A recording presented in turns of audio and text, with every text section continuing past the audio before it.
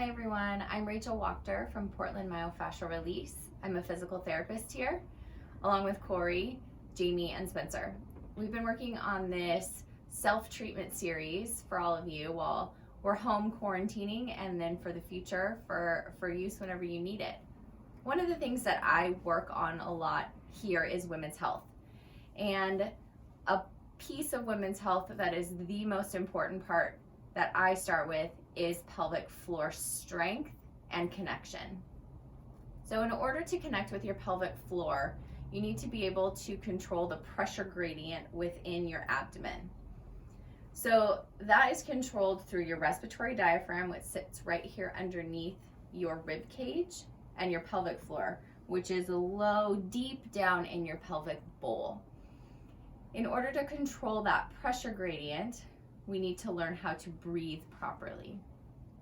And I'm going to teach you in just a minute how to do a diaphragmatic breath to control the drop of your respiratory diaphragm and the drop of your pelvic floor, and to lift your respiratory diaphragm and lift your pelvic floor so that you can then have an optimal contraction in order to strengthen your pelvic floor and your pelvic bowl.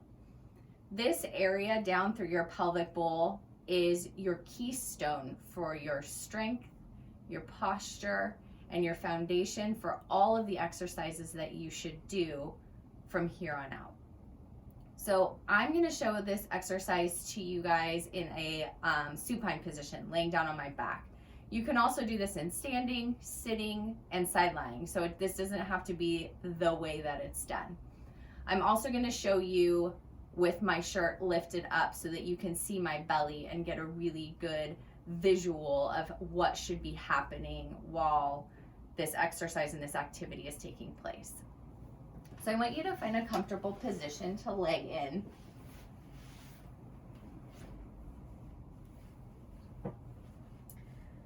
It's helpful to have your knees lifted up. I'm going to lift this arm up just so you can see my trunk better. So first we start with diaphragmatic breathing. So you're going to take a deep breath in through your nose and expand through your belly and your lower rib cage. Deep breath in, belly gets big, rib cage expands. Out through your mouth, belly drops down. While this is happening, my respiratory diaphragm lifts up, drops down when I take a breath. My pelvic floor drops down. This is not the optimal time to have a contraction. So you want to breathe out. Respiratory diaphragm lifts, pelvic floor lifts. This will now be the optimal contraction time. So this comes to step 2. Breath in, out.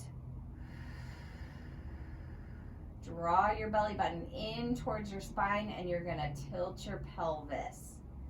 The important piece of this is when you tilt your pelvis, you're engaging your lower abdominals right through here, not your glutes. You don't want to bring your glutes in and tilt and lift. Breath in, out. Pelvic tilt, pull your abdominals in. Squeeze through your lower pelvis. The last piece of this is as you tilt your pelvis, you will draw up through your pelvic floor, also known as a Kegel. I like to call it a pelvic floor contraction because we're actually contracting through your pelvic floor. You want to imagine this as an elevator. You squeeze through the opening and then lift up, up, up, through your pelvic floor like you're trying to reach up into your belly button. Then you soften and let that all go. Again, in through your belly, lift it up, open that lower rib cage, belly button in towards your spine, tilt the pelvis, zip your zipper up is another way that I like to say. And then squeeze up through the pelvic floor. Hold that contraction for a good 3 to 5 seconds, and then soften.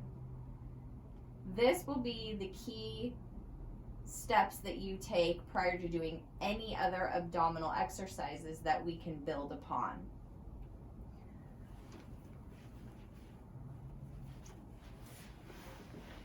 This can also be done for men and women. This doesn't have to be specific for women. It's a very, very good base foundation for creating strength and connection through your pelvis, through your core, and the diaphragmatic breathing actually helps to soften your body and make your whole self feel a little calmer and more connected. We're going to continue doing more videos, so make sure you check in with us at portlandmfr.com. We have a YouTube channel as well that you can check out. That's available on the website. Thank you so much for joining us today, and I hope you all are well. Bye.